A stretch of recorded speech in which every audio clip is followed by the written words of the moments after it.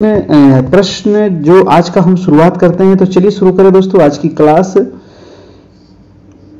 आज की क्लास का पहला सवाल आपके स्क्रीन पे आ चुका है, देख लीजिएगा। पहला सवाल क्या कह रहा है कि बौद्ध शिक्षा का केंद्र है, यानी कि बौद्ध धर्म है ना, बौद्ध शिक्षा का केंद्र कौन कौन से है। देखिए, बौद्ध धर्म से हर एक टेस्ट में हम क्वेश्चन एक में एक रखते हैं, क्योंकि बौद्ध धर्म से आपको एग्जाम में जरूर पूछा जाएगा और जैन धर्म से भी आपको एग्जाम में जरूर पूछा जाएगा। ठीक है, तो बौद्ध शिक्षा का केंद्र कौन कौन से हैं दोस्तों। देखिए, बौद्ध शिक्षा का ना 3 प्रमुख केंद्र हैं। ये 3 केंद्र आपको याद रखना है। 3 केंद्र में आपके आ जाएगा नालंदा, आपका वल्लभी और विक्रमशिला। ठीक है, नालंदा, वल्लभी और विक्रमशिला जो है, ये 3 मैं जो नाम लिया हूं, ये 3 प्रमुख बौद्ध शिक्षा का केंद्र है। तो इसका जो आंसर हो जाएगा वो हो जाएगा आपका बौद्ध शिक्षा का केंद्र विक्रमशिला, है ना। ऑप्शन नंबर हो जाएगा दोस्तों आपका ए नंबर।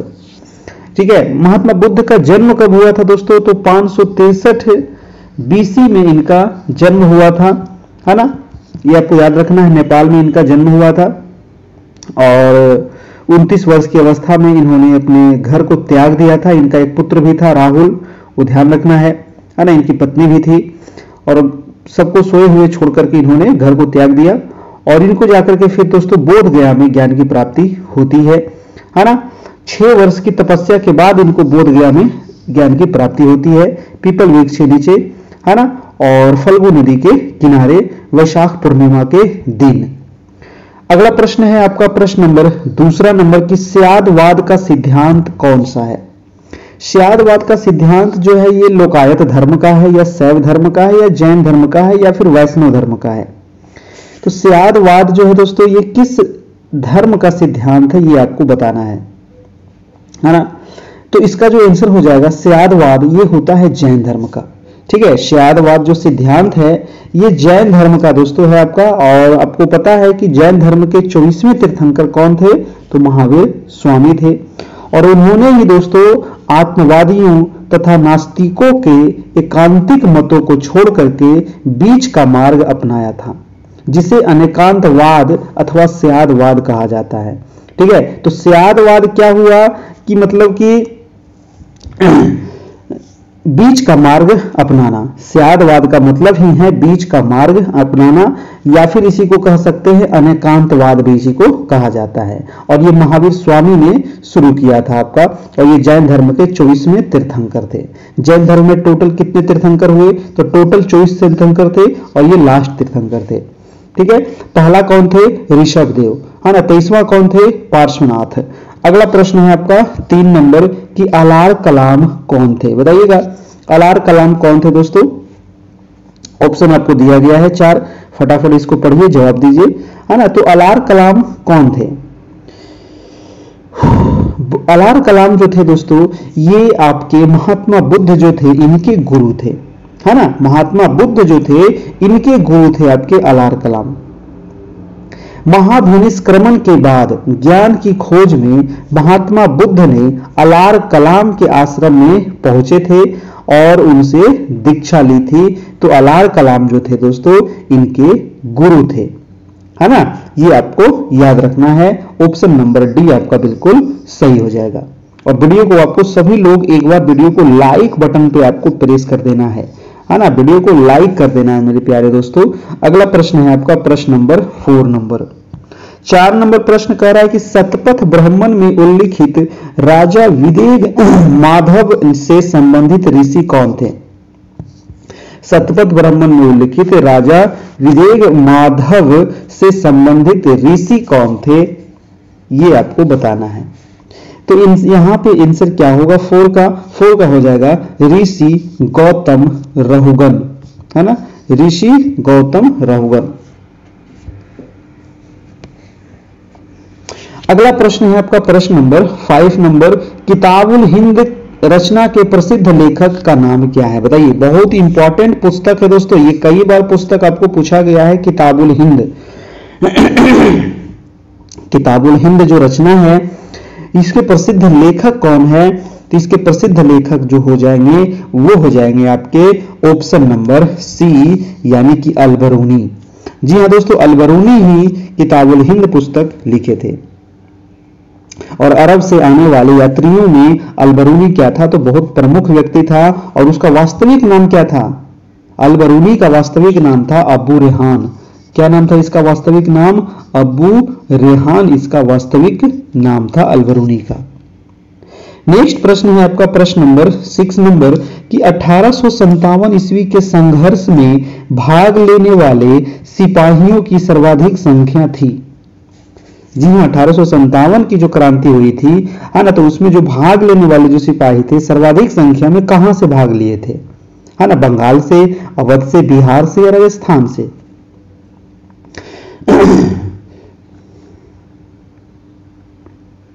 देखिए, तो 1857 में सबसे अधिक संख्या में जो भाग लेने वाले थे दोस्तों वो था आपका अवध से, है ना। वो कहां से था?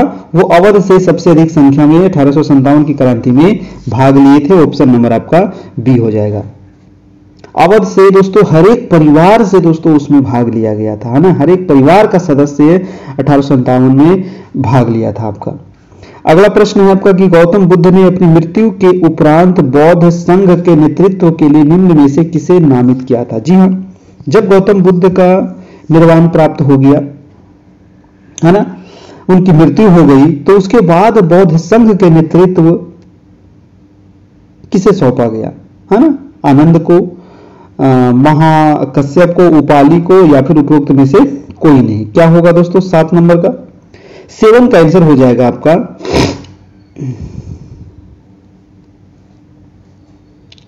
देखिए, बुद्ध ने जब इनकी मृत्यु हुई तो ये किसी को भी अपना बौद्ध संघ का नेतृत्व नामित नहीं किया था, ठीक है, ना ही आनंद को और न ही महाकश्यप को, न ही उपाली को। इसीलिए इसका आंसर हो जाएगा इनमें से कोई नहीं।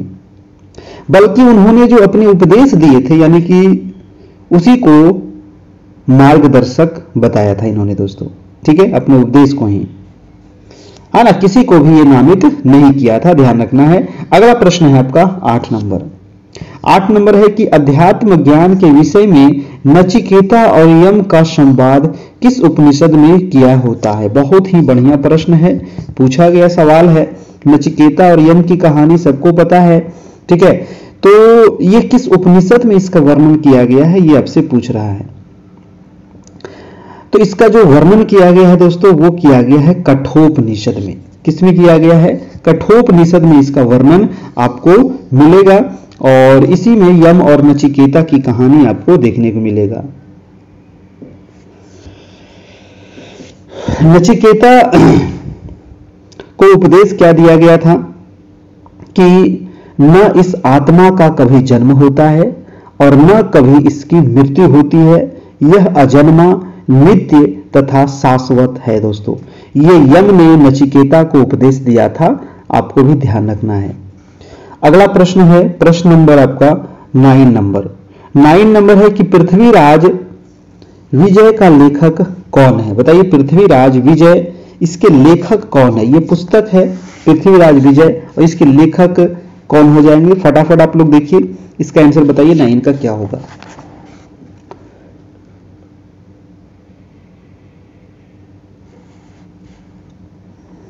तो पृथ्वीराज विजय के जो लेखक हो जाएंगे दोस्तों जयानक हो जाएंगे। जयानक यानी कि ऑप्शन नंबर आपका सी हो जाएगा, पृथ्वीराज विजय के लेखक। अगला प्रश्न है आपका 10 नंबर की शेर शाह सूरी की मृत्यु हुई थी।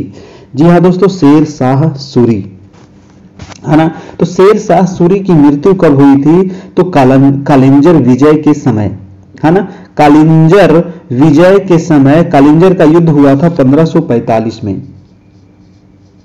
और इसी समय शेरशाह की मृत्यु हुई थी 1545 में। कालिंजर विजय के दौरान शेरशाह की जो मृत्यु हुई थी, ये बारूद के फटने के कारण ये जल गए थे और इसके वजह से इनकी मृत्यु हो गई थी 1545 में। यानी कि इसका आंसर क्या हो जाएगा? कालिंजर में। आंसर क्या हो जाएगा? कालिंजर में, है ना, कालिंजर विजय के दौरान। अगला प्रश्न है आपका प्रश्न नंबर 11 नंबर। 11 नंबर है कि वर्ष 1939 में कांग्रेस को छोड़ने के पश्चात सुभाष चंद्र बोस ने किस दल की स्थापना की थी? बहुत ही इंपॉर्टेंट सवाल है, वेरी वेरी वेरी इंपॉर्टेंट, है ना। तो सुभाष चंद्र बोस ने दोस्तों एक दल बनाए थे और जो दल बनाया गया था 1939 में, ये डेट भी काफी इंपॉर्टेंट है और उस दल का नाम था फॉरवर्ड ब्लॉक, है ना। आपको पता होगा फॉरवर्ड ब्लॉक की स्थापना किए थे दोस्तों आपका 1939 में आपका, ठीक है ना। यानी कि 1939 में त्रिपुरी संकट के बाद कांग्रेस की अध्यक्षता से त्याग पत्र देने के बाद सुभाष चंद्र बोस ने फॉरवर्ड ब्लॉक की स्थापना किए थे, ठीक है। अगला प्रश्न है आपका प्रश्न नंबर आपका 12 नंबर की, भारत छोड़ो आंदोलन के संदर्भ में महात्मा गांधी को कहां बंदी बनाया गया था। जी हां, भारत छोड़ो आंदोलन कब हुआ था दोस्तों? 9 अगस्त की घटना है, 9 अगस्त 1942, ठीक है। 9 अगस्त 1942 को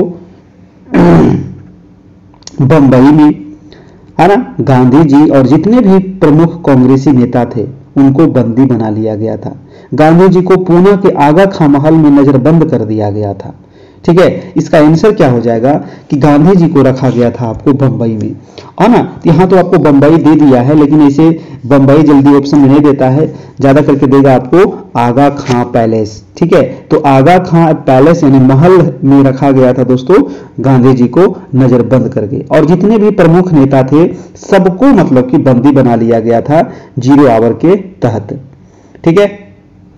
तो 9 अगस्त 1942 को, 8 अगस्त को आपका शुरुआत हुआ था और 9 अगस्त को सबको बंदी बना लिया गया था। अगला प्रश्न है आपका 13 नंबर कि निम्नलिखित में से किसने 1942 में भारत छोड़ो प्रस्ताव का समर्थन किया था। जी हां, तो भारत छोड़ो प्रस्ताव का समर्थन किसने किया था? तो ये घटना है 1942 की, और 1942 में अगर पूरा डेट अगर देखा जाए तो 8 अगस्त, है ना, 8 अगस्त 1942 को अखिल भारतीय कांग्रेस कमेटी की बैठक में दोस्तों पंडित जवाहरलाल नेहरू के द्वारा भारत छोड़ो प्रस्ताव पेश किया गया था, जिसका सरदार वल्लभ भाई पटेल ने समर्थन किया था, ठीक है। तो इसका आंसर क्या हो जाएगा? सरदार वल्लभ भाई पटेल, है ना। समर्थन कौन किए थे? सरदार वल्लभ भाई पटेल। और इसको पेश कौन किए थे, है ना, तो जवाहरलाल नेहरू के द्वारा पेश किया गया था और पटेल जी इसका समर्थन किए थे 8 अगस्त 1942 को। अगला प्रश्न चलते हैं, प्रश्न नंबर है आपका 14 नंबर कि भारत छोड़ो आंदोलन का नेतृत्व किसने किया था, है ना। ये भारत छोड़ो आंदोलन काफी इंपॉर्टेंट है दोस्तों, हमेशा एग्जाम में पूछा जाता है। जितना आपका प्राचीन भारत से कई गुना ज्यादा इंपॉर्टेंट है आपका मेडाइवल, मतलब ये आधुनिक भारत, है ना। आधुनिक भारत से सबसे ज्यादा सवाल आपको अगर हिस्ट्री से पूछेगा, ठीक है। अब प्राचीन में अगर पूछेगा तो बौद्ध धर्म, जैन धर्म, आपका मौर्य वंश, है ना, इन सभी से आपको ज्यादा पूछेगा। तो 14 का आंसर क्या हो जाएगा? कह रहा है कि इसका नेतृत्व जो किया था वो किए थे महात्मा गांधी, है ना। महात्मा गांधी जी के द्वारा ही शुरुआत की गई थी इसकी, तो आंसर हो जाएगा हमारा महात्मा गांधी। भारत छोड़ो आंदोलन जो था ये कांग्रेस द्वारा अगस्त 1942 में गांधी जी के नेतृत्व में इसको शुरू किया गया था, ध्यान रखिएगा।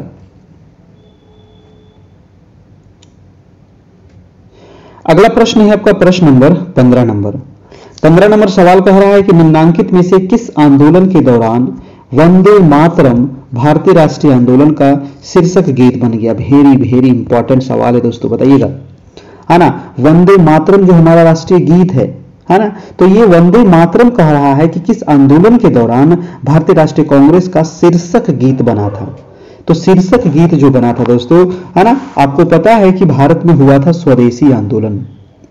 स्वदेशी आंदोलन हुआ था आपको कब? तो 1905 ईस्वी में, है ना। 16 अक्टूबर 1905, 16 अक्टूबर 1905 की वो घटना है जब स्वदेशी आंदोलन के दौरान ही पूरे बंगाल में शोक दिवस के रूप में मनाया गया था। ये भी क्वेश्चन पूछेगा, आपको ध्यान रखना है कि शोक दिवस कब मनाया गया था? 16 अक्टूबर को। कहां मनाया गया था? बंगाल में मनाया गया था। क्यों मनाया गया था? स्वदेशी आंदोलन हुआ था, ठीक है, याद रखिएगा। और इसी में, है ना, स्वदेशी आंदोलन में ही दोस्तों वंदे मातरम जो गीत है ये शीर्षक गीत बन गया था, है ना। तो इसका भी आंसर जो हो जाएगा वो आपका स्वदेशी आंदोलन हो जाएगा, आपका ऑप्शन नंबर ए हो जाएगा बिल्कुल सही, ठीक है। वंदे मातरम गाते हुए जो लोग थे वो प्रदर्शन किए थे, इसीलिए वंदे मातरम मतलब स्वदेशी आंदोलन का शीर्षक गीत बन गया था, ठीक है, याद रखिएगा। बहुत ही इंपॉर्टेंट सवाल था। अगला प्रश्न है आपका 16 नंबर की, सुभाष चंद्र बोस का राजनीतिक गुरु कौन था? बहुत ही अच्छा सवाल है, बताइए, काफी इंपॉर्टेंट है कि सुभाष चंद्र बोस के दोस्तों राजनीतिक गुरु कौन थे, है ना। तो इसके राजनीतिक गुरु जो थे वो थे आपको चित्तरंजन दास, देश बंधु चित्तरंजन दास जो थे। कहां गया देश बंधु, CR दास, है ना, देश बंधु चित्तरंजन दास इसके राजनीतिक गुरु थे दोस्तों। आपके ऑप्शन नंबर हो जाएगा बी नंबर आपका बिल्कुल सही हो जाएगा। ठीक है ना। स्वराज पार्टी की स्थापना भी CR दास के द्वारा ही किया गया था। मोतीलाल नेहरू और CR दास के द्वारा किया गया था। स्वराज पार्टी की स्थापना कब, तो 1923 ईस्वी में किया गया था, वो भी आपको ध्यान रखिएगा। अगला प्रश्न चलते हैं, प्रश्न नंबर है आपका 17 नंबर। 17 नंबर है कि निम्नलिखित में से किसको अंग्रेजी सरकार ने काकोरी षड्यंत्र के मामले में फांसी पर चढ़ा दिया था। जी हाँ, काकोरी जो षड्यंत्र हुआ था दोस्तों, कब हुआ था काकोरी षड्यंत्र? काकोरी षड्यंत्र आप याद रखिएगा 1925 में, यानी कि 1925 में हुआ था आपका।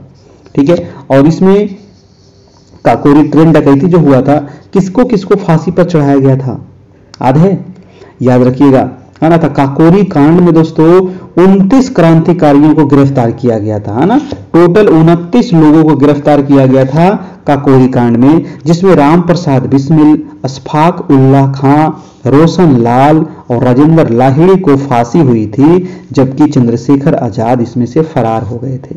तो फांसी पर किसको किसको चढ़ाया गया था, याद रखना है। इसका आंसर हो जाएगा राम प्रसाद बिस्मिल, है ना। राम प्रसाद बिस्मिल थे, अशफाक उल्लाह खां लिखना है तो लिख लीजिए, रोशन लाल थे और चंद्रशेखर आजाद थे, नहीं रोशन लाल थे और राजेंद्र लाहिड़ी थे दोस्तों जिनको फांसी हुआ था, और चंद्रशेखर आजाद तो फरार हो गए थे, है ना। ये मतलब हाथ में नहीं आए थे, ये भाग गए थे।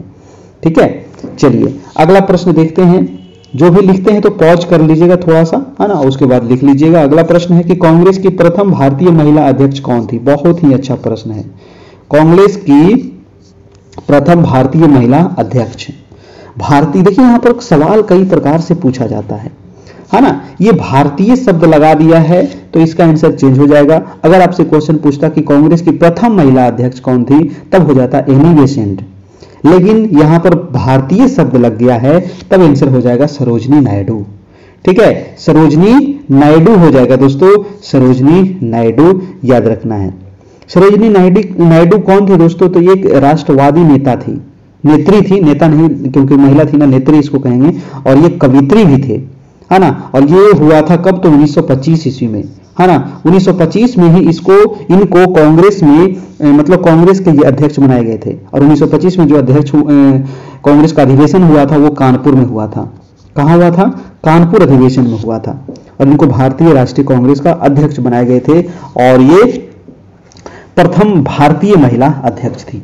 अगर कहा जाए कि प्रथम महिला अध्यक्ष कौन थी, तो बनी थी आपका 1917 में एनी बेसेंट, है ना, वो आपको ध्यान रखना है। अगला प्रश्न है आपका प्रश्न नंबर 19 नंबर। 19 नंबर सवाल देखिएगा कि स्वदेशी आंदोलन के प्रारंभ का तत्कालीन कारण क्या था? बताइए। तत्कालीन मैं थोड़ा सा छोटा कर देता हूं क्योंकि उसका ऑप्शन काफी बड़ा है ना।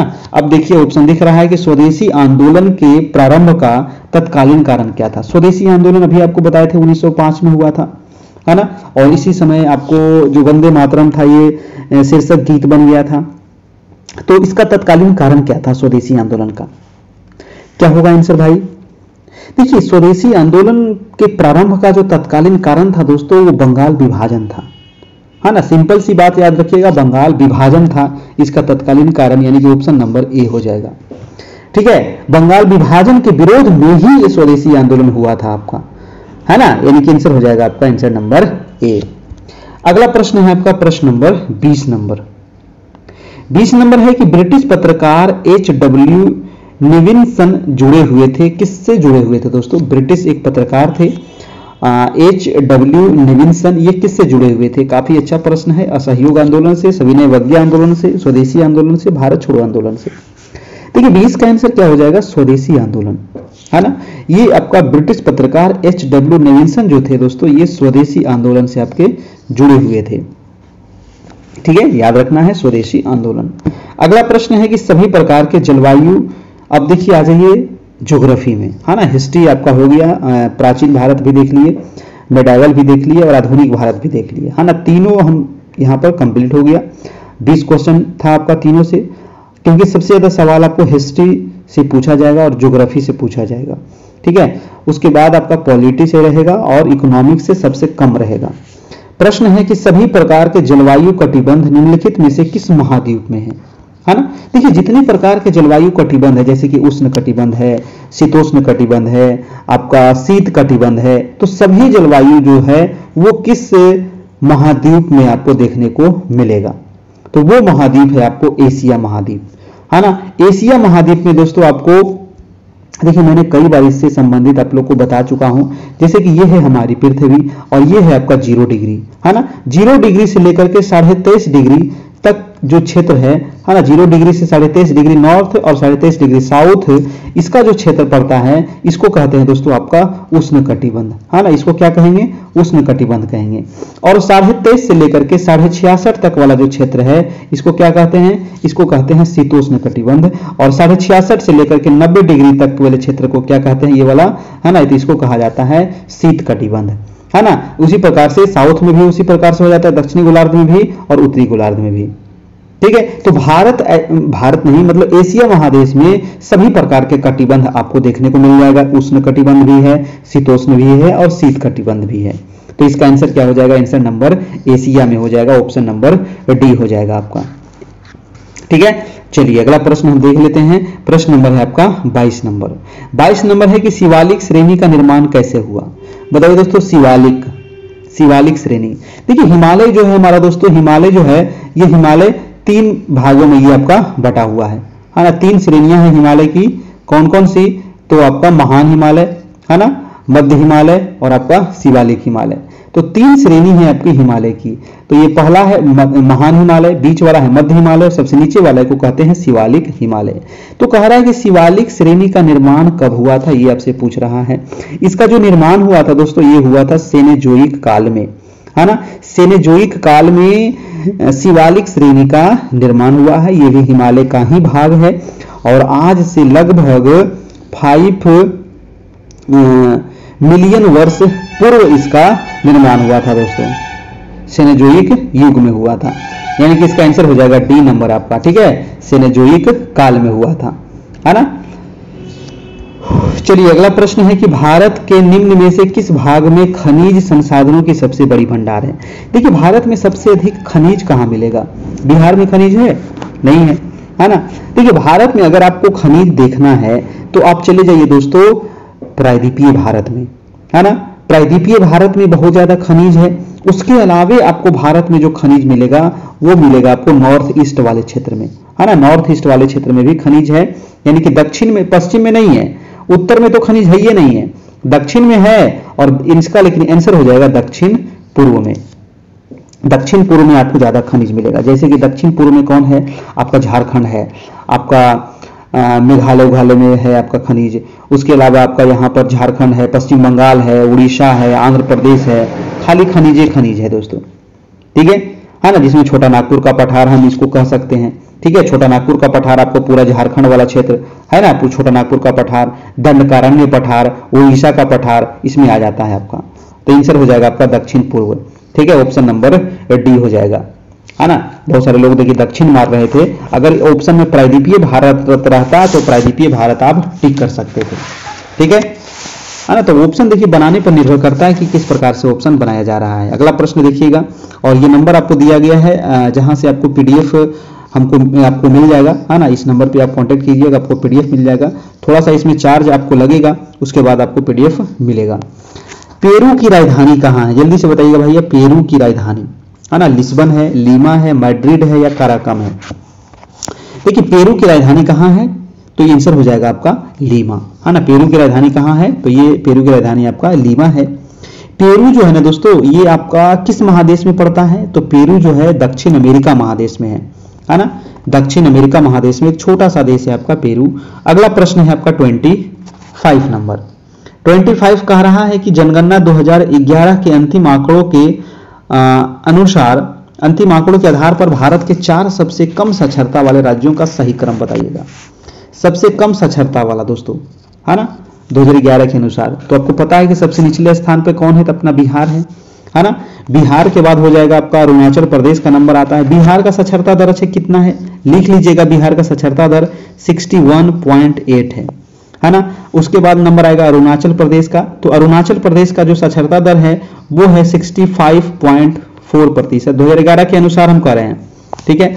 और उसके बाद राजस्थान का नंबर आएगा, राजस्थान का साक्षरता दर कितना है, तो राजस्थान का हो जाएगा 66.1। उसके बाद आ जाएगा झारखंड का दोस्तों, तो झारखंड का साक्षरता दर क्या है 66.4, ठीक है। तो इसका आंसर हो जाएगा आपका सी नंबर, है ना, क्योंकि 4 अंतिम वाला आपसे पूछ रहा था, ध्यान रखिएगा आरोही क्रम में, है ना, आरोही क्रम में ये आपसे पूछ रहा था। आरोही मतलब क्या होता है, बढ़ते क्रम। तो सबसे कम किसका है, बिहार का, उसके बाद अरुणाचल, उसके बाद राजस्थान, उसके बाद झारखंड आएगा। अगर अवरोही कह देता तो झारखंड आता, फिर राजस्थान आता, फिर अरुणाचल आता, तब सबसे लास्ट में बिहार आता, क्योंकि सबसे नीचे कौन है, बिहार है, इसीलिए सबसे पहले आपका बिहार हो गया। आरोही क्रम पूछ रहा था, ये आपको ध्यान देना है ना, क्योंकि आरोही और अवरोही में लोग गड़बड़ा जाते हैं, ठीक है। आरोही जब पूछे तो ये हो जाता है बढ़ते क्रम, आरोही मतलब क्या होता है, बढ़ते।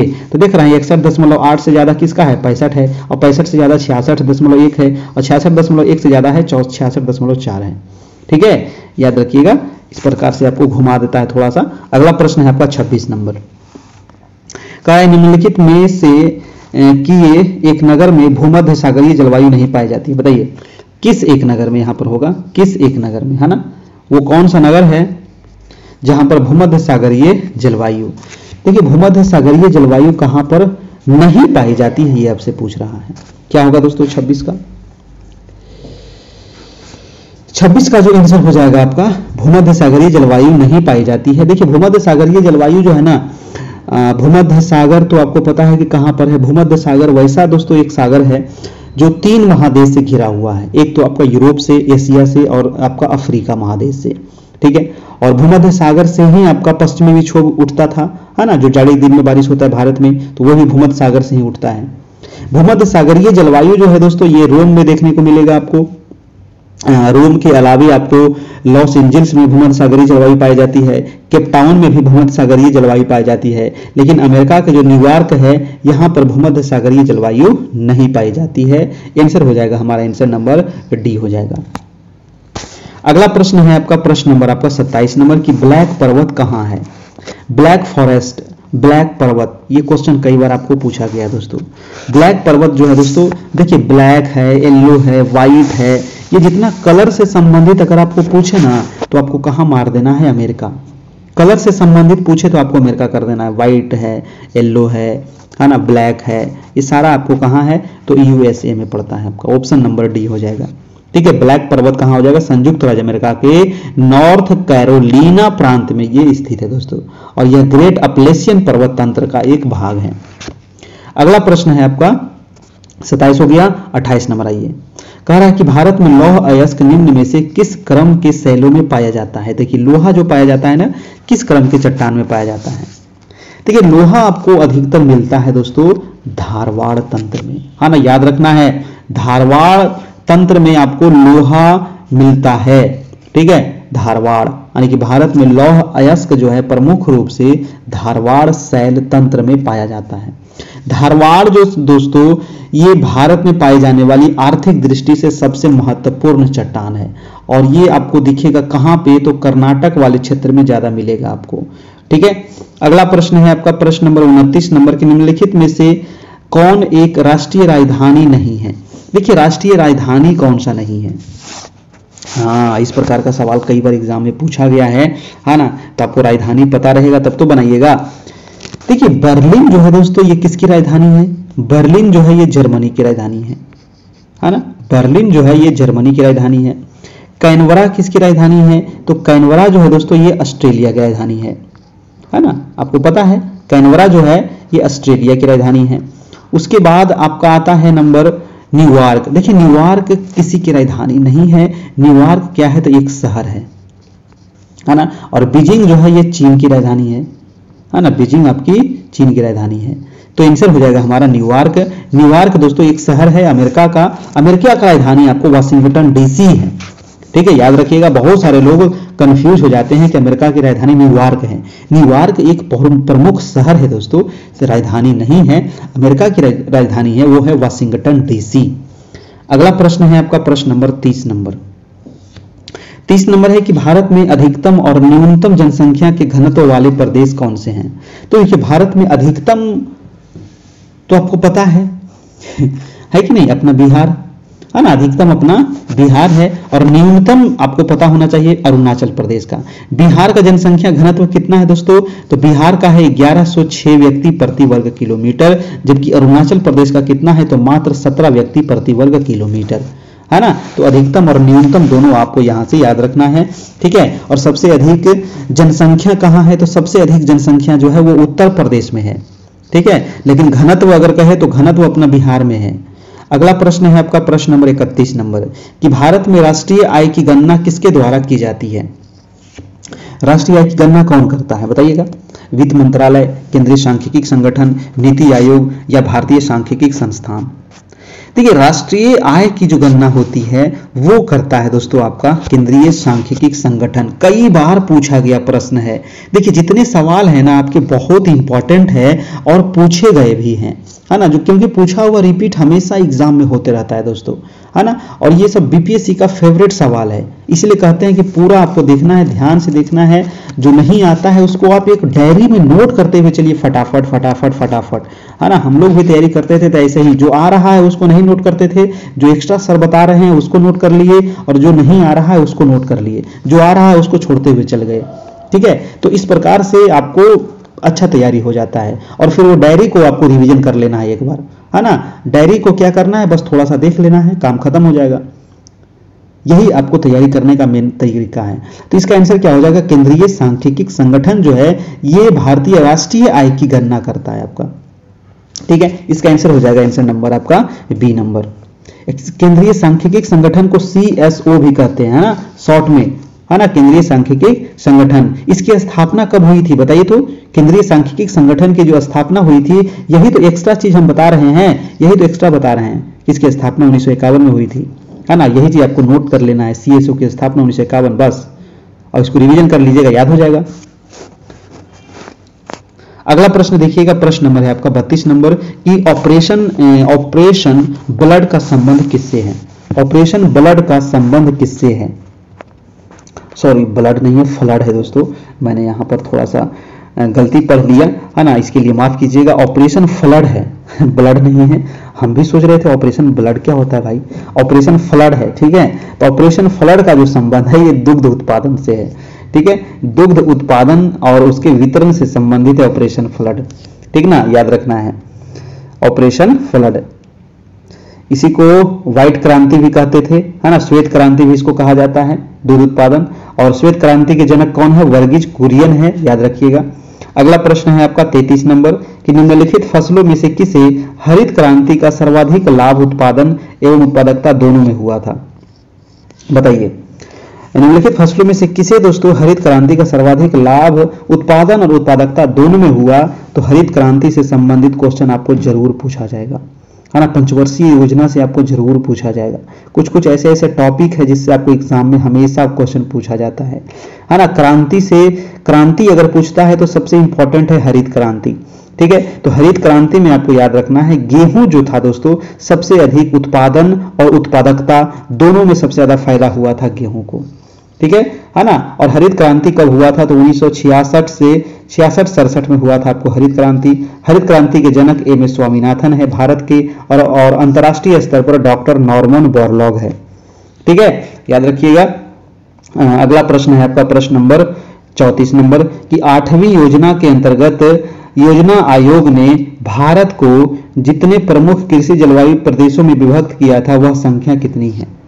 8वीं योजना के तहत आपको कह रहा है दोस्तों, है ना, कि जो योजना आयोग था ये भारत को कितने कृषि प्रदेश में बांटा है। ये क्वेश्चन भी कई बार पूछा गया है।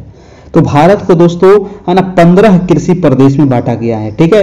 15 कृषि क्षेत्र में बांटा गया है भारत को योजना आयोग के द्वारा। अगला प्रश्न है आपका 35 नंबर कि सरकार द्वारा लगाए गए अवरोधों या प्रतिबंधों को हटाना क्या कहलाता है। जो सरकार के द्वारा लगाए जाते हैं अवरोध और प्रतिबंध, उसको हटाने के लिए उसको क्या कहते हैं, वैश्वीकरण, निजीकरण, उदारीकरण या द्विपक्षीय समझौता। 35 का उसको कहते हैं दोस्तों उदारीकरण, है ना, सरकार द्वारा लगाए गए अवरोध या प्रतिबंधों को हटाना ही उदारीकरण कहलाता है। ऑप्शन नंबर हो जाएगा आपका सी नंबर। नेक्स्ट प्रश्न है दोस्तों आपका 36 नंबर, कह रहा है कि गुलाबी क्रांति का संबंध किससे है? बताइए गुलाबी क्रांति, है ना, सारे क्रांति आपको याद रखना है, हरित क्रांति, गुलाबी क्रांति, नीली क्रांति, पीली क्रांति, है कि नहीं, सभी क्रांतियां आपको पूछा जाता है, श्वेत क्रांति। तो गुलाबी क्रांति का जो संबंध है ये हो जाएगा आपका किससे? गुलाबी क्रांति दोस्तों प्याज उत्पादन से है ना, प्याज उत्पादन से संबंधित है आपको गुलाबी क्रांति। और भी जैसे क्रांतियां दोस्तों, काली क्रांति, है ना, ये क्वेश्चन पूछेगा आपको काली क्रांति किससे संबंधित है बताइए तो, है ना, नोट कर लीजिएगा सभी। काली क्रांति जो है ये है पेट्रोलियम उत्पादन से, ठीक है। एक पूछेगा आपको नीली क्रांति, नीली क्रांति किससे हो जाएगा? तो नीली क्रांति हो जाएगा मत्स्य उत्पादन से। हरित क्रांति, है ना, हरित क्रांति आपको याद रखना है खाद्यान्न उत्पादन से। एक है लाल क्रांति, बताइए लाल क्रांति किससे संबंधित होगा? तो मांस और टमाटर उत्पादन से। एक है आपका पीली क्रांति, तो पीली क्रांति हो जाएगा आपका तिलहन उत्पादन से। एक है आपका श्वेत क्रांति, तो श्वेत क्रांति है आपका दुग्ध उत्पादन से। ये सारे क्रांतियां आपको याद रखना है। अच्छा, ये क्वेश्चन तो छूट गया था। 37 नंबर सवाल है कि भारत का सबसे बड़ा व्यापारिक बैंक कौन सा है? बताइए भारत का सबसे बड़ा व्यापारिक बैंक, तो सबसे बड़ा व्यापारिक बैंक है दोस्तों अपना SBI यानी कि स्टेट बैंक ऑफ इंडिया, ठीक है, याद रखना है। स्टेट बैंक ऑफ इंडिया का राष्ट्रीयकरण हुआ था आपका 1955 ईस्वी में, है ना। अगला प्रश्न है आपका प्रश्न नंबर 38 नंबर। 38 नंबर है कि वार्षिक आर्थिक समीक्षा को तैयार करने के लिए कौन उत्तरदायी होता है? वार्षिक जो समीक्षा तैयार होता है ना, आर्थिक समीक्षा जो होता है वार्षिक, इसको तैयार करने के लिए उत्तरदायी कौन होता है? तो इसको तैयार करता है दोस्तों वित्त मंत्रालय के द्वारा, है ना, वित्त मंत्रालय के द्वारा इसको तैयार किया जाता है। ऑप्शन नंबर आपका बी हो जाएगा। इसे प्रत्येक वर्ष बजट से पहले दोस्तों भारत के वित्त मंत्री द्वारा संसद में रखा जाता है आर्थिक समीक्षा। याद रखिएगा बजट जब पेश होता है ना, उससे पहले ही इसको मतलब संसद में रखा जाता है। अगला प्रश्न है आपका प्रश्न नंबर 39 नंबर की गाय की जो नस्ल अधिक दूध देती है वो कौन सी है? बताइए, है ना, गाय की बहुत सारी नस्ल है जो अधिक दूध देती है। तो यहां पर ऑप्शन में जो दिया गया है ये आपको बताना है। तो ऑप्शन के अनुसार हो जाएगा आपका गंगा तेरी, हरियाणा, साहिवाल। साहिवाल का नाम सुने हैं? साहिवाल जो गाय है दोस्तों ये प्रमुख रूप से पाकिस्तान के सिंध प्रांत में पाई जाती है ना। तो यही चीज तो एक्स्ट्रा मैंने आपको बताया कि ये कहां पाई जाती है? पाकिस्तान के सिंध प्रांत में। और ये दूध देने वाली बहुत अधिक दूध देती है ये, ठीक है, यानी कि इसकी दूध देने की क्षमता क्या होता है? काफी अधिक होती है। ऑप्शन नंबर आपका ऑप्शन के अनुसार सी हो जाएगा। इसके बाद है आपका 40 नंबर सवाल कि राजकोषीय नीति किससे संबंधित है? राजकोषीय नीति का संबंध किससे है? निर्यात आयात, लोक राजस्व व्यय, मुद्रा के निर्गम या फिर जनसंख्या नियंत्रण। तो राजकोषीय नीति का जो संबंध है दोस्तों वो है आपका लोक राजस्व एवं व्यय से संबंधित होता है। लोक राजस्व एवं व्यय से संबंधित होता है आपका राजकोषीय नीति। अगला प्रश्न है आपका प्रश्न नंबर 41 नंबर, निम्नलिखित में से किस अधिकार को डॉक्टर BR अम्बेडकर ने संविधान का हृदय और आत्मा बताया था? सबसे इंपॉर्टेंट सवाल है आपका, फेवरेट सवाल है, कई बार 1000 बार एग्जाम में पूछा होगा, ये हजारों बार, है ना, ये क्वेश्चन आ चुका है एग्जाम में, सभी एग्जाम में पूछे गए हैं। तो उसको किसको कहा जाता है? 41 का क्या हो जाएगा? 41 का हो जाएगा संवैधानिक उपचारों के अधिकार। संवैधानिक उपचारों के अधिकार अनुच्छेद कितना में है? तो 32 में है दोस्तों। और संवैधानिक उपचारों के अधिकार में ही 5 प्रकार के रीट की भी व्यवस्था की गई है, ठीक है, ये आपको याद रखना है कि BR अम्बेडकर ने संविधान का हृदय और आत्मा किसको कहा है? तो संवैधानिक उपचारों का अधिकार। अगर क्वेश्चन पूछा जाए कि संविधान का हृदय और आत्मा किसे कहते हैं? तो प्रस्तावना को कहते हैं। लेकिन अगर BR अम्बेडकर लगा दिया जाए तब हो जाएगा संवैधानिक उपचारों के अधिकार को, ठीक है। अगर BR अम्बेडकर नहीं है तब हो जाएगा आंसर आपको प्रस्तावना को, ठीक है, याद रखिएगा, ये काफी इंपॉर्टेंट सवाल है आपका। अगला प्रश्न है आपका 42 नंबर, कह रहा है कि भारतीय संविधान के किस भाग में संघीय न्यायपालिका का उल्लेख है? देखिए संघीय न्यायपालिका भाग पूछ रहा है। हमारे संविधान में टोटल भाग कितने हैं? तो टोटल 22 भाग हैं, है ना, 22 भाग हैं। और मूल संविधान में 22 भाग हैं, 8 अनुसूचियां थी और 395 अनुच्छेद, ये आपका मूल संविधान में है ना। ये संविधान है दोस्तों हमारा, ठीक है, हमारा निर्माण हुआ। अगला प्रश्न, इसका आंसर क्या हो जाएगा? इसका आंसर हो जाएगा 42 का। भाग 5 में आपका वर्णन किया गया है आपका संघीय न्यायपालिका का, ठीक है, भाग 5 में। अगला प्रश्न चलते हैं, प्रश्न नंबर है 43 नंबर। और वीडियो को आप लोग थोड़ा लाइक भी कर दीजिएगा। और डेली जो टेस्ट होती है वो रात में 9 बजे से होती है, डेली टेस्ट, है ना। टेस्ट आपको देने के लिए करना क्या है? कुछ नहीं करना है, बस चैनल को सब्सक्राइब, जो लिखा हुआ है सब्सक्राइब बटन को आपको दबा देना है, ठीक है। सब्सक्राइब, जो दायां साइड जो सब्सक्राइब लिखा हुआ है कैरियर परिवार के बगल में, है ना, उस पर आपको प्रेस कर देना है और ऑल पर प्रेस कर देना है। आपका चैनल सब्सक्राइब हो जाएगा और आपको डेली 9 बजे आपके मोबाइल पर मैसेज चला जाएगा, आप उस पर क्लिक करिएगा, टच करिएगा, आपका क्लास स्टार्ट हो जाएगा, ठीक है। कितना आसान है। अगला प्रश्न है 43 नंबर कि भारतीय संविधान में राज्य के नीति निर्देशक सिद्धांतों के निरूपण निम्न स्थान के लिए किया गया है। देखिए, नीति निर्देशक तत्व, जो नीति निर्देशक सिद्धांत कहिए या तत्व कहिए, इसका निरूपण किस लिए किया गया है? सामाजिक लोकतंत्र के लिए, या गांधीवादी लोकतंत्र के लिए, या सामाजिक और आर्थिक लोकतंत्र के लिए, या राजनीतिक लोकतंत्र के लिए? 43 का हो जाएगा सामाजिक और आर्थिक लोकतंत्र के लिए ही दोस्तों इसको लाया गया है। आंसर हो जाएगा आपका सी नंबर। हमारा जो नीति निर्देशक तत्व है ना, कल्याणकारी राज्य की स्थापना करता है ये। और इसका जो नीति निर्देशक तत्व लिया गया है कहां से? तो आयरलैंड से लिया गया है। अनुच्छेद कहां से कहां तक है? तो अनुच्छेद 36 से लेकर के अनुच्छेद 51 तक इसका वर्णन किया गया है, ये भी आपको ध्यान रखना है। अगला प्रश्न देखिएगा, प्रश्न नंबर है आपका 44 नंबर। 44 कह रहा है कि मूल कर्तव्यों का वर्णन संविधान के किस अनुच्छेद में है? बताइए। मूल कर्तव्य, देखिए मूल कर्तव्य जो है ना दोस्तों, जब हमारा संविधान बना था, है ना, संविधान बनने में कितना समय लगा? 2 साल 11 महीना 18 दिन। संविधान बनकर तैयार कब हुआ? 26 नवंबर 1949 को। संविधान लागू कब हुआ? 26 जनवरी 1950 को। उस समय तक हमारे संविधान में मूल कर्तव्य नहीं थे। बाद में इसको जोड़ा गया दोस्तों आपको 42वें संविधान संशोधन के तहत, है ना। 42वें संविधान संशोधन हुआ था आपका 1976 में और इसको जोड़ा गया 51 के ए के तहत। 51 के ए के तहत, अनुच्छेद 51 के ए में इसका वर्णन किया गया है ना। अगर आपसे पूछा जाए कि हमारे मूल संविधान में मूल कर्तव्य कितने थे, तो आंसर क्या होगा? 0, क्योंकि मूल संविधान में मूल कर्तव्य तो था ही नहीं, क्योंकि इसको बाद में जोड़ा गया, है ना। इस प्रकार के क्वेश्चन 1000 बार पूछे गए हैं, है ना। मैं बार बार आपको रिपीट कर देता हूं ताकि आप लोग को कंफ्यूजन ना हो एग्जाम हॉल में, क्योंकि एग्जाम हॉल में हड़बड़ी में लोग गड़बड़ी कर देते हैं, ठीक है। कई बार क्वेश्चन पूछेगा कि मूल कर्तव्य जो हमारे मूल संविधान में कितने थे, तो एक को नहीं था, 0 था, क्योंकि मूल संविधान में मूल कर्तव्य है ही नहीं था। इसको तो 1976 में आया है ना, अनुच्छेद 51 के ए के तहत। और भाग कितना में इसका वर्णन है? तो भाग 4 के ए में इसका वर्णन किया गया है ना। भाग 4 के ए में इसका वर्णन किया गया है, ये आपको याद रखना है। और ये कहां से लिया गया है? तो रूस के संविधान से लिया गया है ना। अभी वर्तमान में 11 मूल कर्तव्य हैं, जब जोड़ा गया था तो इसमें 10 मूल कर्तव्य थे, ठीक है, याद रखना है। इसका आंसर क्या हो जाएगा? 51 के ए, ऑप्शन नंबर बी हो जाएगा, है ना। चलिए अगला प्रश्न देखिएगा। खंड और जिला पंचायतों की सीमा में परिवर्तन की अधिसूचना कौन जारी करता है ना। खंड और जिला पंचायतों की सीमा में परिवर्तन की अधिसूचना कौन जारी करता है? आंसर क्या होगा? इसका आंसर हो जाएगा दोस्तों, जल्दी से बताइएगा। इसका आंसर हो जाएगा आपका राज्यपाल, है ना। जो राज्यपाल होते हैं दोस्तों, यही अधिसूचना जारी करते हैं आपका। अगला प्रश्न देखिएगा, प्रश्न नंबर है 46 नंबर।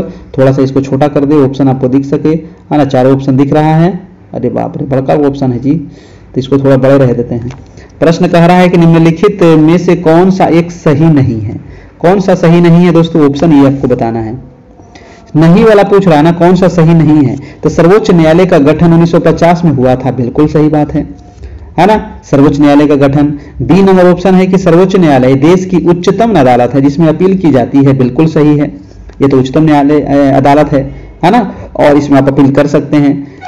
सी नंबर है कि सर्वोच्च न्यायालय कोर्ट मार्शल को छोड़ अन्य किसी भी उच्च न्यायालय अदालतों को सुनवाई कर सकता है, बिल्कुल गलत बात है, ये गलत है दोस्तों, है ना। और डी नंबर है कि सर्वोच्च न्यायालय कोर्ट मार्शल के साथ अन्य किसी भी उच्च न्यायालय अदालतों की सुनवाई कर सकता है, ये ठीक है, ठीक है, छोड़कर नहीं कर सकता ना, कोर्ट मतलब कोर्ट मार्शल के साथ में करेगा दोस्तों, है ना। आंसर नंबर सी आपका गलत है, गलत हमसे पूछ रहा था, ठीक है, क्योंकि ये सर्वोच्च जो सशस्त्र सेना न्यायाधिकरण अधिनियम 2007 के प्रावधान के अनुसार कोर्ट मार्शल की अपील जो है सर्वोच्च न्यायालय में की जा सकती है ना। तो यहां पर छोड़ करके लिखा था, ये गलत है ना, कोर्ट मार्शल के साथ हो जाएगा। अगला प्रश्न है आपका 47 नंबर कि मूल कर्तव्यों का उल्लेख संविधान में कब किया गया था। देखिए फिर से क्वेश्चन आ गया घुमा के, तो मूल कर्तव्य अभी ने बताए थे, इसमें तो बताने की आवश्यकता ही नहीं है कि मूल कर्तव्य जो जोड़ा गया था ये 42वें संविधान संशोधन के तहत जोड़ा गया था। कब? तो 1976 में जोड़ा गया था, है ना। अनुच्छेद कितना में इसका वर्णन है? तो अनुच्छेद 51 के ए में इसका वर्णन है। भाग कितना में है? तो भाग 4 के ए में इसका वर्णन है, ठीक है। कहां से लिया गया है? तो रूस से लिया गया है। वर्तमान में कितने मूल कर्तव्य हैं? 11 मूल कर्तव्य हैं। जब जोड़ा गया था तो कितना थे? तो 10 था मूल कर्तव्य, है ना। ये सारे चीज आपको याद रखिएगा। अगला प्रश्न देखिएगा, प्रश्न नंबर है आपका 48 नंबर, कह रहा है कि किस संविधान संशोधन के द्वारा पंचायती राज संस्थाओं को संवैधानिक स्तर प्राप्त हुआ। ठीक है, पंचायती राज, है ना, बहुत इंपॉर्टेंट, जितने सवाल मैं लाया हूं काफी इंपॉर्टेंट है। देखिएगा यहां से एग्जाम में बहुत सारा क्वेश्चन लड़ेगा आपको, और इतना टेस्ट करवा दिए हैं। पीछे जो टेस्ट करवाया गया था वो आप जरूर देखिएगा, 100 से ज्यादा टेस्ट करवाया गया था पहले, है ना, वो भी आप रिवीजन करते रहिएगा, है ना, करते रहिएगा, आपको बहुत फायदा करेगा। 73वें संविधान संशोधन, इसका आंसर क्या हो जाएगा? 73वां संविधान जो संशोधन हुआ था दोस्तों, ये हुआ था 1992 में, ठीक है। 1992 में ये आपको हुआ था 73वां संविधान संशोधन। लेकिन पंचायती राज जो ये प्रभावित कब हुआ? तो ये प्रभाव में आया आपका 24 अप्रैल से, है ना, 24 अप्रैल 1993 से ये प्रभाव में आया था, ठीक है। तो अगर प्रभाव पूछे तो हो जाएगा 93, और ये संशोधन कब हुआ था? तो 92 में हुआ था, ठीक है। और इसके तहत दोस्तों भाग 9 में, है ना, एवं अनुसूची 11 इसको जोड़ करके पंचायती राज संस्थाओं को संवैधानिक स्तर प्रदान किया गया था। भाग 9 में इसको जगह दिया गया था पंचायती राज को, है ना, भाग 9 में इसको जगह दिया गया है, और 11वीं अनुसूची इसमें जोड़ा गया है पंचायती राज के तहत। और अगर नगर निगम कहता तो नगर निगम के तहत 12वीं अनुसूची को जोड़ा गया था, है ना। और नगर निगम जो है वो 74वें संविधान संशोधन के तहत जोड़ा गया था। 73वां हुआ था 92 में, और 74वां भी हुआ था 92 में ही, और आपका नगर निगम जो आपको उसको लागू किया गया था वो भी 93 में ही लागू किया गया था। अगला प्रश्न है आपका 49 नंबर कल्याणकारी राज्य की संकल्पना का समावेश भारत के संविधान में वर्णित है। ये भी मैंने बताया, नहीं तो लगता है कल भी क्वेश्चन आया था। कल्याणकारी राज्य की अवधारणा, कल्याणकारी राज्य की अवधारणा मैंने कई बार बता चुका हूं, भाग 4 में, है ना, भाग 4 में इसका वर्णन है। और अनुच्छेद कहां से कहां तक? 36 से 51 तक। तो 36 से 51 में क्या है? राज्य के नीति निर्देशक तत्व है, तो नीति निर्देशक तत्व में ही तो कहा गया है कल्याणकारी राज्य की अवधारणा, ठीक है। आंसर हो जाएगा आपका ऑप्शन नंबर ए हो जाएगा। अगला प्रश्न है आपका प्रश्न नंबर 50 नंबर। चलिए हम लोग आधा शतक पूरा कर लिए, लेकिन आप लोग अभी तक लाइक नहीं किए हैं, है ना, पता नहीं क्या दुश्मनी है। लाइक कर दीजिए भाई सभी लोग एक बार। ये क्या 50 नंबर सवाल है कि अनुच्छेद भारत के सर्वोच्च न्यायालय के कार्यवाहक मुख्य न्यायाधीश की नियुक्तियां कौन करता है? जो लाइक नहीं करेगा उनका रिजल्ट होगा ही नहीं, है ना, उनका रिजल्ट नहीं होगा। चलिए 50 नंबर बताइएगा, भारत के सर्वोच्च न्यायालय के कार्यवाहक मुख्य न्यायाधीश की नियुक्ति कौन करता है? तो कार्यवाहक मुख्य न्यायाधीश की जो नियुक्ति करता है वो हमारे करने वाले व्यक्ति कौन है? तो भारत के राष्ट्रपति, है ना, भारत के राष्ट्रपति के द्वारा ही कार्यवाहक मुख्य न्यायाधीश की नियुक्ति की जाती है। और अनुच्छेद 126 के अनुसार सर्वोच्च न्यायालय के कार्यवाहक मुख्य न्यायाधीश की नियुक्ति राष्ट्रपति द्वारा होती है। अनुच्छेद भी आपको याद रखना है, अनुच्छेद 126 के तहत। सर्वोच्च न्यायालय अनुच्छेद कितने में है? सर्वोच्च न्यायालय है 1, 2 का 4 में, है ना, 1, 2, 4 में। 124 में है सर्वोच्च न्यायालय। और कार्यवाहक अगर पूछे, कार्यवाहक न्यायाधीश, कार्यवाहक जो मुख्य न्यायाधीश हैं ये कितने में है? तो अनुच्छेद 126 में है। नियुक्ति कौन करेगा? तो राष्ट्रपति। नेक्स्ट प्रश्न है आपका 51 नंबर। 51 नंबर सवाल कह रहा है कि थर्मोस्कोप प्रारंभिक थर्मामीटर का आविष्कार किसने किया था? थर्मोस्कोप प्रारंभिक थर्मामीटर का जो आविष्कार किया गया था, यह किया गया था दोस्तों आपको किसके द्वारा? गैलीलियो के द्वारा किया गया था। जी हां, गैलीलियो के द्वारा किया गया था। आपका ऑप्शन नंबर आपका सी हो जाएगा, है ना। गैलीलियो कहां के थे? ये इटली के थे, ठीक है, कहां के थे? ये इटली के थे। नेक्स्ट प्रश्न है आपका 52 नंबर। वायु की गति किसके द्वारा नापी जाती है दोस्तों, बताइएगा। वायु की गति किसके द्वारा नापी जाती है, तो वायु की गति जो नापी जाती है वो आपको नापा जाता है एनीमोमीटर, है ना। एनीमोमीटर वायु की गति, और वायु दाब बैरोमीटर से। वायु दाब बैरोमीटर, और वायु की गति अगर कहे तो एनीमोमीटर से, ठीक है ना। वायुमंडलीय दाब जो मापा जाता है बैरोमीटर, यही कंफ्यूज बहुत सारे लोग कर जाते हैं, है ना। वायु की गति की जगह दाब समझ जाते हैं और दाब की जगह गति समझ जाते हैं, तो फिर आपका भी रिजल्ट हुआ और कुछ बाकी है। मानव रक्त की श्यानता का कारण क्या है, मानव रक्त की श्यानता का मुख्यतः कारण क्या है, ये बताइएगा। तो इसका मुख्य कारण है रक्त में प्रोटीन। रक्त में प्रोटीन मानव रक्त की श्यानता का मुख्य कारण। चलिए अगला प्रश्न है आपका 54 नंबर, फटाफट बताइए। 54 है कि WC का बनना RBC का विनाश होता है। WC का बनना तथा RBC का विनाश होता है, कहां होता है ये पूछ रहा है। लसिका ग्रंथि में, प्लीहा में, पैंक्रियाज में, यकृत में। चौवन का क्या हो जाएगा। देखिए हमारे शरीर में दोस्तों लाल रक्त कणिकाओं, है ना। WBC मतलब क्या होगा, व्हाइट रक्त कणिका, है ना, व्हाइट ब्लड सेल, और RBC मतलब रेड ब्लड सेल, है ना। तो लाल जो रक्त कणिका है इसका जीवन काल कितना होता है, RBC का जीवन काल कितना होता है, 120 दिन का होता है। ये क्वेश्चन कई बार पूछा गया है। और जबकि WBC का कितना होता है, तो लगभग 4 दिन होता है, ठीक है। ये क्वेश्चन पूछ रहा है कि ये बनता कहाँ है, तो ये बनता है दोस्तों कहाँ पर, प्लीहा में। सॉरी विनाश पूछ रहा है दोस्तों, बनता नहीं, विनाश पूछ रहा है, सॉरी विनाश होता है आपका प्लीहा में, है ना। ऑप्शन नंबर आपका बी हो जाएगा, है ना। ऑप्शन नंबर क्या हो जाएगा, बी हो जाएगा, याद रखिएगा, प्लीहा में। अगला प्रश्न है आपका 55 number, liquid petroleum gas LPG। जी हाँ, LPG के मुख्य अवयव कौन से हैं, बहुत बहुत इंपॉर्टेंट सवाल है ना। LPG के मुख्य अवयव कौन कौन से हैं, है ना। तो प्रोपेन, ब्यूटेन और इथेन। प्रोपेन, ब्यूटेन और इथेन आंसर हो जाएगा आपका ऑप्शन नंबर बी। नहीं, इथेन, प्रोपेन और ब्यूटेन होगा, है ना। आंसर नंबर इसका सी हो जाएगा, है ना। Liquid petroleum gas, propane, butane और इथेन, प्रोपेन, ब्यूटेन, इथेन, हाँ तो ऑप्शन नंबर सी में है। मीथेन, मीथेन कहाँ से आ गया, गलत हो गया, ये भी गलत है, ये भी गलत है। सी नंबर ऑप्शन सही है दोस्तों, इथेन, प्रोपेन और ब्यूटेन, है ना। ऑप्शन नंबर आपका सी हो जाएगा। अगला प्रश्न है आपका 56 नंबर, कार्य का मात्रक क्या होता है, बताइए। कार्य का मात्रक आपसे पूछ रहा है, तो कार्य एक क्या है दोस्तों, कार्य एक अदिश राशि होता है। कार्य क्या है, अदिश राशि है, जिसका जो मात्रक होता है न्यूटन मीटर होता है ना। इसका जो मात्रक होता है वो क्या हो जाएगा, इसका मात्रक न्यूटन मीटर, जिसे जूल भी कहते हैं, जिसे जूल कहा जाता है। आंसर नंबर ये हो जाएगा। और जूल जो है ना ये ऊर्जा का भी मात्रक है, ठीक है। अगला प्रश्न है 57 नंबर, माइक्रोस्कोप का प्रयोग निम्नलिखित में से किसके अध्ययन करने में किया जाता है। माइक्रोस्कोप, तो माइक्रोस्कोप से हम लोग सूक्ष्म चीज को देखते हैं, छोटे छोटे चीजों को देखते हैं, है ना। तो माइक्रोस्कोप का जो प्रयोग होता है वो हो जाएगा आपका सूक्ष्म एवं पास की वस्तुएं, है ना। सूक्ष्म एवं जो छोटी छोटी वस्तुएं होती है और पास में जो रखी होती है उसको हम लोग देखते हैं ना, कीड़े मकोड़े को, ठीक है। तो आंसर हो जाएगा आपका, आंसर नंबर डी हो जाएगा। जिसको हम आंख से नहीं देख सकते हैं उसको माइक्रोस्कोप से देखते हैं। अगला है 58 नंबर, कह रहा है कि कोहरे में निम्नलिखित में से कौन सा कोलाइडी तंत्र अभिव्यक्त होता है, बताइए। कोहरा में, तो कोहरा में क्या होता है दोस्तों, कोहरा में होता है आपका गैस में द्रव्य, है ना। गैसों में द्रव्य होता है, ठीक है। चलिए अगला प्रश्न है आपका प्रश्न नंबर 59 नंबर। 59 नंबर है कि रुधिर में श्वेत रक्त कणिका यानी कि WBC की अत्यधिक मात्रा में उपस्थित को रोग विज्ञान की भाषा में क्या कहते हैं। तो रुधिर में यानी कि ब्लड में WBC कणिकाओं, है ना, व्हाइट ब्लड जो सेल होता है, इसकी अधिक मात्रा में उपस्थिति को रोग विज्ञान की भाषा में इसको क्या कहते हैं, तो इसको कहते हैं ल्यूकेमिया, है ना। ल्यूकेमिया इसको कहा जाता है। ऑप्शन नंबर आपका बी हो जाएगा।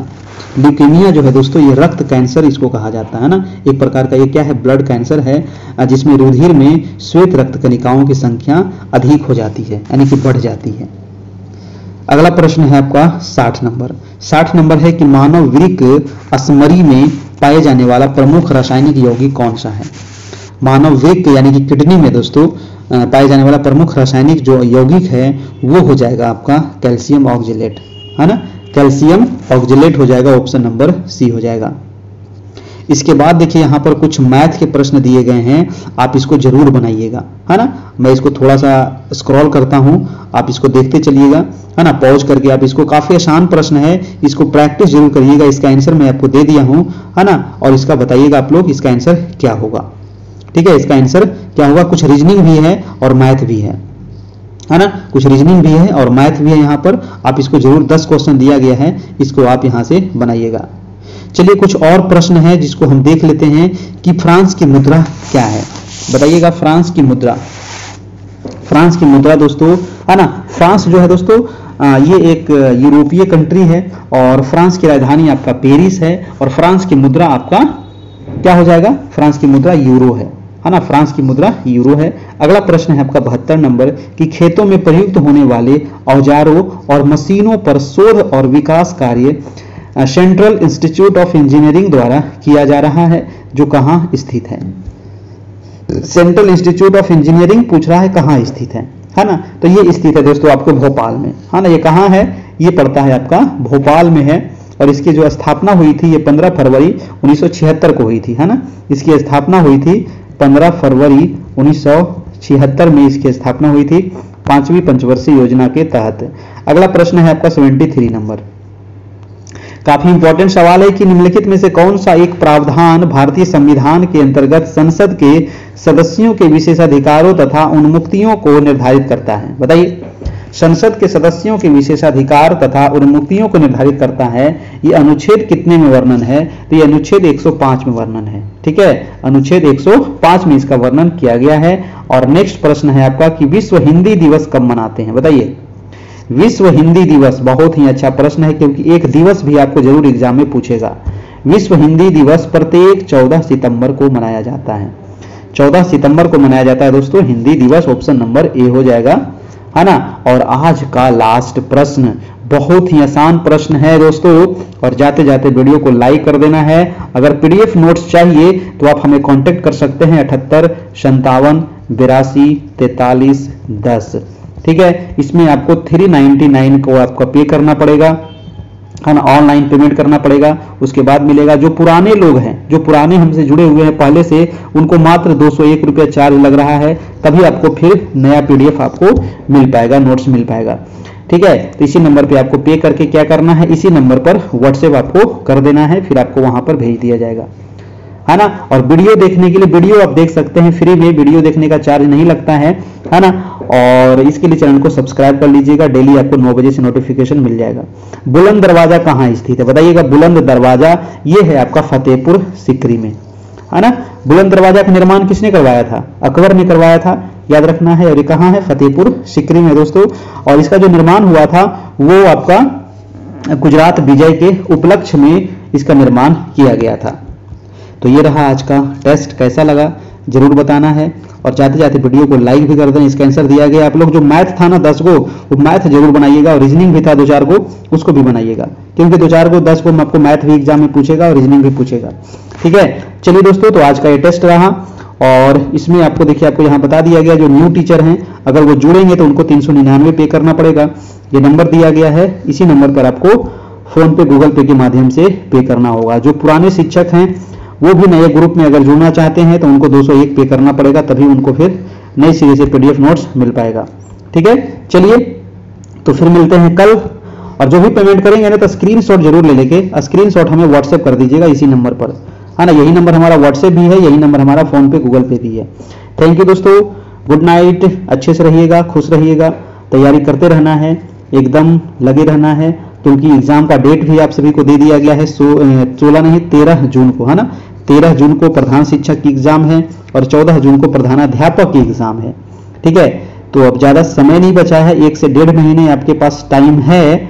और देखिए एग्जाम तो हो जाना चाहिए। अब क्या होता है, डेट तो दे दिया गया है बीपीएससी के द्वारा, कैलेंडर में आप लोग देखे होंगे और ग्रुप में भी हम भेज दिए थे, आप लोग को बताते रहते हैं। तब ज्यादा समय नहीं है, आप लोग अपना तैयारी को जितना ज्यादा हो सके आप करते रहिए, हमारे चैनल से जुड़े रहिए, चैनल को सब्सक्राइब कर लीजिए, क्योंकि यहाँ पर आपको पूरी तैयारी होती है। और इसके अलावा शिक्षक की जितनी भी एग्जाम होती है, बीपीएससी शिक्षक वाला जो था उसका भी तैयारी हम लोग करवाए थे, है ना। बहुत सारा रिजल्ट उसमें हुआ है, बीपीएससी में तो खैर बहुत रिजल्ट हुआ है ना। और उसके अलावा सक्षमता हुआ था, सक्षमता की भी तैयारी हुई थी। सक्षमता में भी जितने लोग जुड़े थे लगभग सबका रिजल्ट हो गया है ना, सबको होम डिस्ट्रिक्ट ही मिल गया लगभग, ठीक है। कुछ लोगों को इधर उधर मिला है, ठीक है। और अभी प्रधान शिक्षक हो रहा है तो इसमें भी देखिएगा आपको बहुत सारे रिजल्ट होंगे, हजारों रिजल्ट होगा, है ना। बहुत सारे लोग इसमें जुड़े हैं। थैंक यू, धन्यवाद, गुड नाइट।